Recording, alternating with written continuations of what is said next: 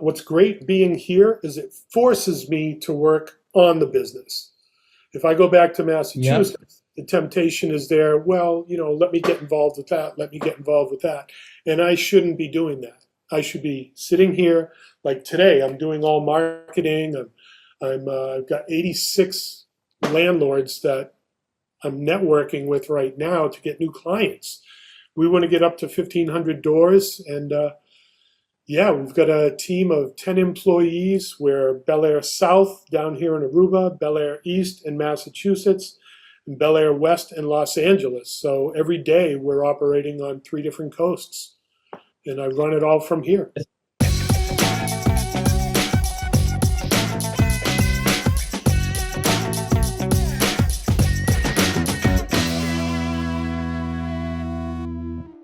Hey, it's Dave Lindahl, and right now I am with Brian Lucier. And the reason I like Brian's story is because he started with smaller properties, he stayed with smaller properties, and he made a fortune with smaller properties.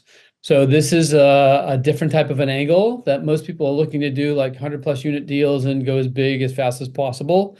But this story right here can show you what you can do, when you stay 3 to 6s and around that area. So Brian, tell everybody who you are, where you're from. Hi, everybody. Again, thank you, Dave, for getting us here. Where we are right now is on Eagle Beach in Aruba, and I'm originally from central Massachusetts, northern Worcester County area. Born and bred up there. My dad was a contractor, built houses, and I've been carrying plywood since I was 13. My background was graphic design and illustration, and sometime into that, I discovered real estate, and that's when we Hold on a found. second. Can I just say one thing, just to clarify? You're in Aruba because you live there now, not because That's you're on correct. vacation. Yes, Yeah. I am And you on own a vacation. bunch of multifamily properties up in Massachusetts. Yes, yes. In 2001, 10 days before 911, when the planes hit the tower, we bought our first property. And then after that, we thought everything was going to fall apart, but it didn't. So we continued to buy properties throughout that time. We did the cash refi because at that part of the market, we were able to keep taking cash out. So that first property we bought, we did that twice, bought 2 other properties. Market was still going up. So we took those 2 properties, refied cash out. So within 3 years, we were at $1.2 million of property for a $40,000 investment. We thought we would Okay, now just. hold on. Before we go forward, I just want to clarify for everybody. So you graphic designer, and then you started buying multifamily. So what was it? What was going on in your life that you were looking at opportunities to make more money? What was happening, and Sure, how did you decide on multifamily? sure. I worked at a investment firm, and the infamous day that I was having my tuna fish sandwich, everybody else went out to lunch. I brown bagged economically. So I'm reading the pro forma that we put together to give to all these 401k clients. And I says, well, gee, this is interesting. First time when I'm reading it, I'm always designing it, making it look pretty. So I started to run the numbers and said, well, this works this way, did the calculations. And I figured out by the time I was 72 years old, I'd have to go back to work because I would have burned through my 401k and had no more money. And then you have that famous phrase, "Welcome to Walmart." Would you like the card? Yeah, no, that scared the crap out of us. And at the time where I was working, there were a couple other real estate investors, and we'd kind of, in between projects, say, "Hey, how's your property doing? How's your property doing?" We bought our first property. One guy had down in Plymouth, he had a duplex that he lived in that was working for him. The other guy just bought duplexes, never wanted to go beyond that. And then I was doing these smaller 3s, 4s, 6s. And I just thought I was a genius at the time because I discovered something that nobody else knew. But I was the one that didn't know it. And there are thousands of other people doing this. Mm. Okay, so this is pre you coming to us and talking and seeing any type of presentation that we did. But you got started. Your MO was the fact that you were putting, did you say you had three properties and you put 40,000 down? First property, we put 40,000 down, refinanced that twice, bought two more, and refinanced each one of those once. So four refinances off of 40 grand got us up to 1.2 million. 1.2 million in equity or property under management? Property just in our name, nobody else, just us. Nice. So let me think. So was the market was moving up fast, and that's why you were able to refinance, or were you buying properties that had a value add to it, and you did the value add, then you refinanced? I didn't even know what value add was. We just figured, we'd buy a property, rents would go up, and we just saw the values going up, and that's the only one sliver that we saw of the whole thing. Then we got the letter or postcard, 2003, and found you at the Boston Learning Annex. And that's the first time we heard about multifamily on bigger scale or anything like that. We split up. My wife covered some of the events. I covered some of the events. She actually went to your event, and we were looking at all the different avenues we could take. And says, no, we got to go to this one, Dave. So we went there, and I think that was the first time we ever heard that there was a market cycle in real estate. And at that time, we were going up and still buying. I think this was third or fourth year. We would just kept buying, and we didn't know it, but the market had already turned to a seller's stage 2, if I got that correct. And now everything's starting to go down. Very peak. Yep. Yeah, we were still buying, thinking everything was going to go up, and it was like, hold it, hit the brakes.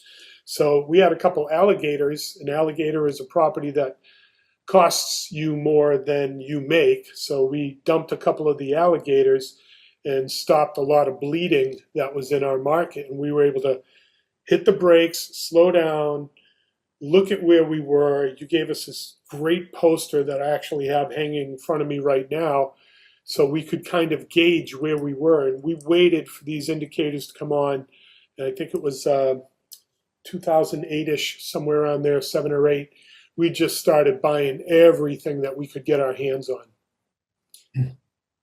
Classic buyer's market phase 2. Once it hit the buyer's market phase 2, you back up the pickup truck and load it up to the brim. Because you're at the very bottom of the upcycle.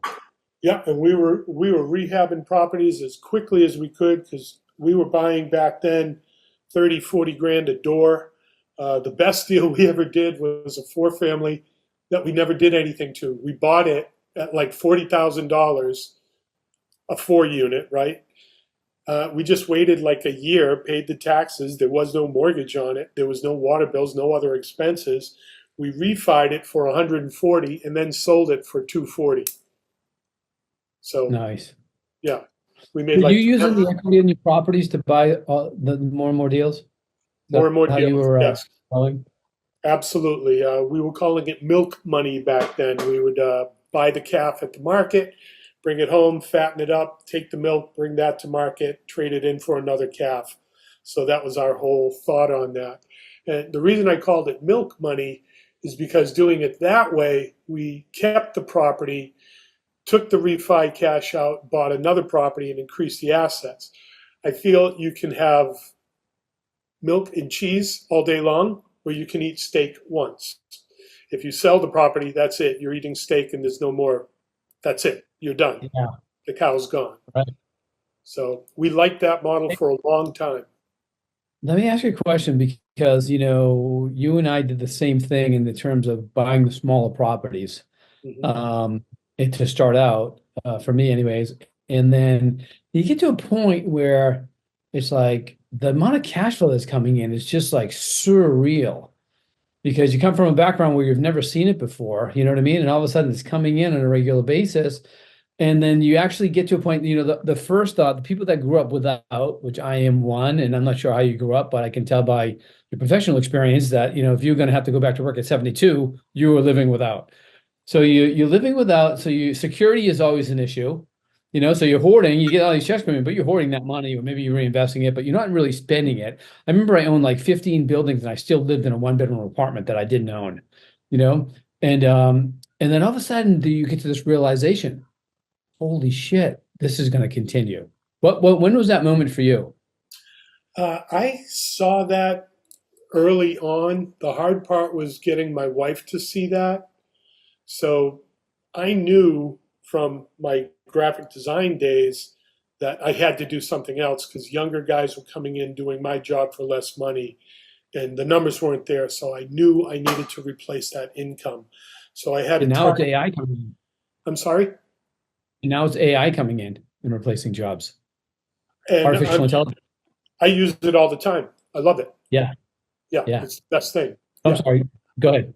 No, that's fine. So I always had the mindset, if my wife wanted to have this type of house or this type of luxury, I would just calculate out, okay, so how many properties do I need to buy and add to our portfolio to get to that abundance? So that's always the way I looked at it. And we just kept That's the adding beauty of properties. multifamily property. You can determine, what style you want to live in. It always equals a certain amount of units. There's an equation for that. You buy those units and you're done. You're set for the rest of your life. True. And I think we got up to 18 smaller properties. It was just over $8 million worth of real estate. And I was able to not do my trained job anymore. I became a property manager. And that's interesting because we owned the property, but I was so into the operations, I built a property management company. And we ran it for just our properties for a long time, almost 10 years. We joined the landlord association. Be careful if you volunteer at a nonprofit because they'll make you president and you'll never get to leave. So I did that for 18, you know, I did that for 18 years, and 2 or 3 years in, I was constantly getting these calls. Hey, you're the president, landlord association. How do you do this? What do I do now? Can I take out the toilet? Can I change the locks? So it got to the point where I said to my wife, it's like, well, what would it look like if we just manage these properties for these people? Because they keep calling me for the advice anyways. So she said, figure it out. So I spent the next 3 months waking up early, going to the Leominster Starbucks / Barnes and Noble. All my research was there. I had a Wi-Fi connection, plenty of coffee. And next 3 months, I wrote up a business plan about 140 pages long, all the market research for our neighborhood and what it would take to do this. And I remember it was St. Patrick's Day. U2, The Streets with No Name, came on over the radio as they were locking up, kicking me out. And I had just finished the whole thing was done. And now U2 is playing The Streets with No Name. It's like, this is an omen for property management. And I got the call from my first client while I was sitting there. And we still have that client today. And now we're up to 148 clients.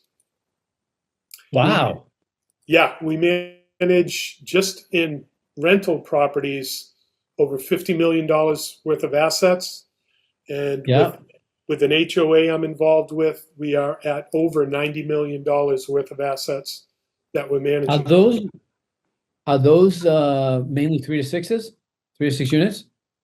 The 50 million pocket is 3 to 6s. There's a couple of 12s. Yeah, there's some. It's all small And properties. what about your own portfolio? How many are you still holding? We only have 2 buildings left right now. After COVID, we got kicked out of our office. We couldn't go there anymore, so we had to adapt and innovate our operations to run it without going to the office. So when they opened up the doors and said we could come back, I said, well, why are we going back? So I'd always heard invest where it makes sense and live where you want to. So there it is, right? I think you've got a surf village in your future coming up. So we've always loved Aruba. So we said, why not? What would it look like? And how many assets would we have to dispose of? So we kept enough assets to give us the cash flow so we could maintain our lifestyle. We sold enough assets so we could buy this condo here, which is a 5-bedroom, 5.5 bath. The ocean is right Penthouse. there. Yeah, penthouse. Yeah, 8th floor. Yeah, it's very nice. I see catamarans and jet skis sailing through my front yard. And we paid cash for it 3 years ago, my neighbor down the street just sold, I mean, just down the hall on the penthouse, more than doubled his money. So if we doubled our money here, we've picked up about $1.5 million of equity on this purchase. And I'm That's living good. in a beautiful piggy bank. We're having So fun. you first decided to you decide what type of lifestyle you want to live. You kept the properties that would allow you to maintain that lifestyle. You obviously like the management business. I know you got your sons involved, so they're stationed back here in Massachusetts, and they're part of the business. And you're basically living the life you want to live. Yeah. What's great being here is it forces me to work on the business. If I go back to Yeah. Massachusetts, the temptation is there, well, let me get involved with that, let me get involved with that. And I shouldn't be doing that. I should be sitting here like today. I'm doing all marketing. I've got 86 landlords that I'm networking with right now to get new clients. We want to get up to 1,500 doors, and yeah, we've got a team of 10 employees. We're Bel Air South down here in Aruba, Bel Air East in Massachusetts, and Bel Air West in Los Angeles. So every day we're operating on 3 different coasts, and I run it all from here. That's incredible. I just want to say one thing about that you have an unusual mindset in the sense that most people do not want to deal with tenants, do not want to do their own property management. And I always preach, don't. I did my own property management for the first few years. And I have to admit, I hated it. But at the same time, I got so much game experience that, when I did hire it out to other people, which was a smart decision, I knew, when they were telling me the truth and when they weren't, you know. But you see, most people scale without managing their own properties. They asset manage other management companies. People like Brian, who love the property manage, it's a very unusual breed and mindset. People that love the property management. I remember I started my own property management company too, over in Brockton. We had gotten to, I don't know how many properties we had, but we had a lot. And I thought, geez, we're managing our own. Why don't we just open it up and manage other people's? And we got 2 accounts, and I'll tell you, within 6 months, we gave them back. And it's like, no, I just don't want. I had created my own management team for my own properties, and that was fine. I didn't have to deal with much, but then I had to deal with other owners and other owners' problems, and I was like, oh no, I don't want to do this.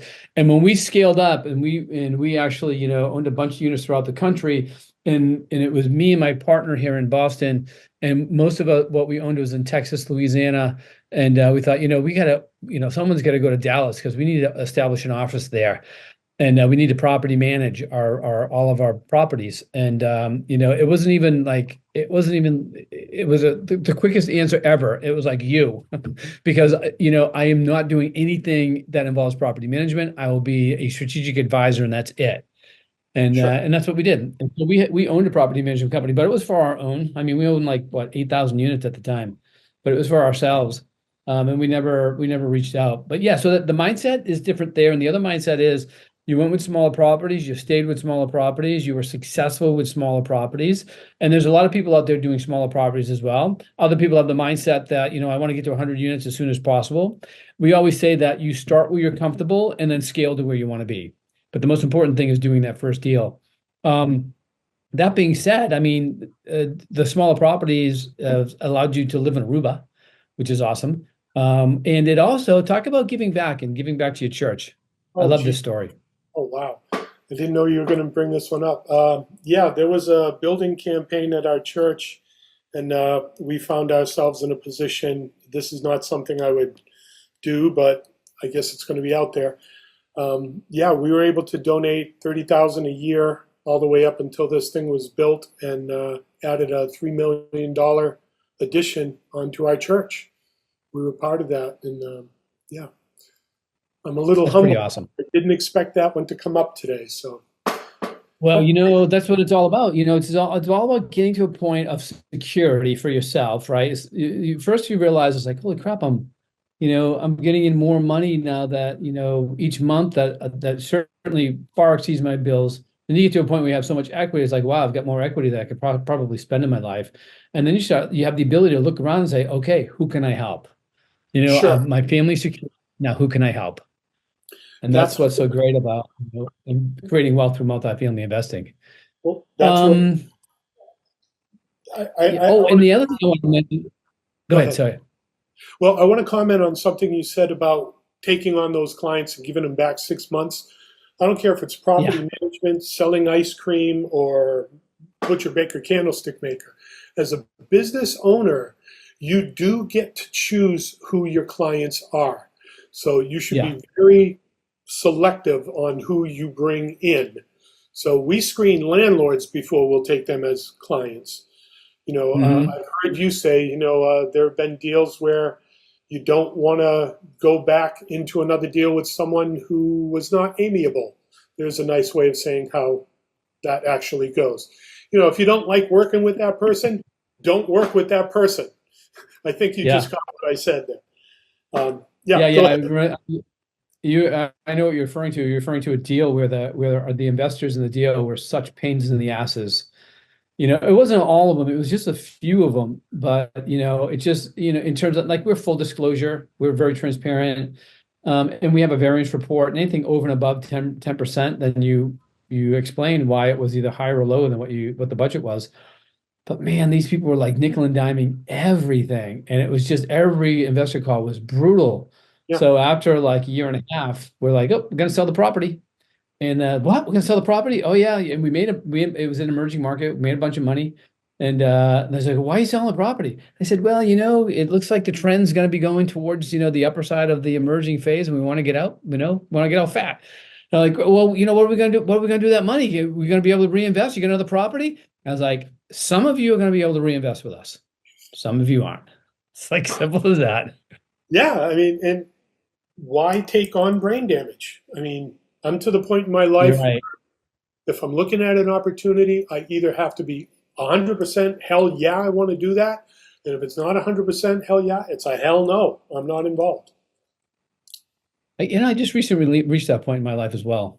So, it's interesting that you say that we have this conversation, but yeah, I myself have gotten there. I've taken on a lot, you know what I mean? I've stressed myself out running after a lot of things, but that's how I had fun, just doing so many different things, being all kind of stressed. And now it's like I'm saying no to everything except the hell yes.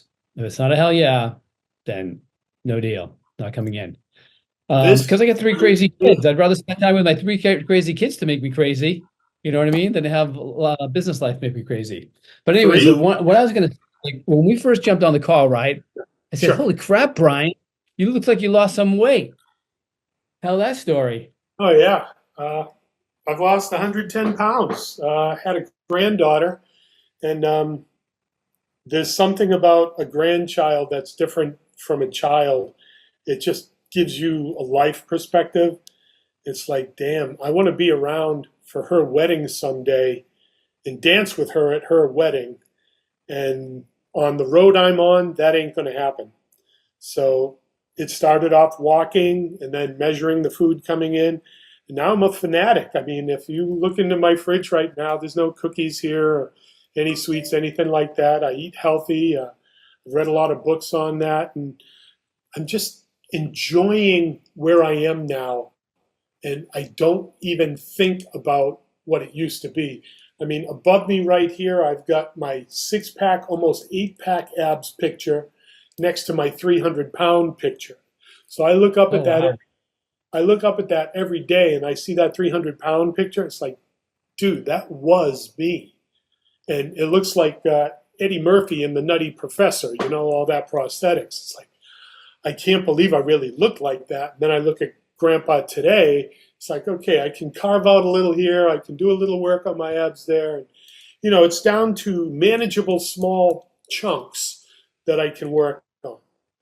So, yeah, I'm enjoying that so Yeah, much. you put yourself in a place where you can make those decisions and follow through on them, Yeah. and that's what's awesome. Hey, listen, so if somebody's just starting out now, come up with a piece of advice. So let's say that somebody's reading the book, they want to change their financial life, they're nervous about what's on the other side because we know what's on the other side of that fence, but they don't. Give them a piece of advice on getting started. Absolutely. Talk to people who do real estate. Don't take advice from people who've never done real estate. I mean, I've even heard you say it. You talk to people when you were starting out saying, "Oh, don't do real estate. You're going down." Have you ever done a deal? Do you understand how to Yeah. underwrite? No, I've never done a deal. I've never underwritten a deal. Well, talk to people who have. They'll walk you through those landmines, say, you got to know this number to get to that point, and you have to know this side of the street instead of that side of the street. Go to RIAs, because we're not in COVID anymore. You can actually meet and talk to people. Get out to RIAs. RIA is Real Estate Investment Yeah, Association. real estate. Yes, Real Estate Investment Association. You can do the meetups, anything having to do with real estate. Just get out there and talk to people. Go to Vistaprint, get some business cards, whatever it takes, and just start to network and talk. You know what I found was the great thing about the real estate investment community is it's really, really open. I mean, everybody's looking to help each other out. Probably because everybody's getting so much crap, when they first started from the other people in their lives about how they're going to fail. And then they get into a group, and it's people that are like, yeah, no, this actually works. But you've got to, you got to work at it for it to work. And we'll be happy to help you out. That's the beautiful thing about it. I don't know how many lunches I paid for to take people out to try to figure things out. Endless. That's why anytime anybody ever calls here and says, "Hey, can I take you out to lunch?" It's like, "Yep, anytime," because it's payback. Today, for us, there's so much free information out there. Like, I'm on my second year of doing a podcast, and I'd love to get you on the show someday. I know you're super busy. Let's shoot it from when you're in Maui. That'll be a great story. But yeah, it's my second year of giving back. I mean, what I've learned, I get on the show, I ask people questions. What's the biggest challenge you've had? What's a mistake you've made? I'm trying to put all that out there because you've done so much to help me to get to where I am. I'm not wearing shoes. I'm happy. I want to give back. Hey, I'm not wearing shoes either. There it is, brother. Knuckle bump me on the screen. That's awesome. Yeah, so why not help people to get to that point? I mean, it might not be a beach in Aruba. It might be a chalet in the mountains, whatever. I don't care what it is. You've got that dream. You've got that passion, whatever it is. I see real estate as a vehicle to fulfill that passion. That's absolutely what it is. There's two types of real estate investors. There are the real estate investors that use it as the talisman or the vehicle to get them to where they want to go. And then that sets them up for the life that they want to live. And then there's the junkies like you and me. You happen to be a real estate and property management junkie. I'm a real estate deal junkie. I just like doing deals. And so that's the other type. But both types, are on a trajectory, a very good trajectory, I should just say. Yeah. Yeah. I mean, I couldn't. All right, listen, this is the end of this particular chapter, and we will see you at the end of the next one with another interview. Thanks, Brian. My pleasure. Can't wait to get the book. Thanks, Dave. All right. That was awesome.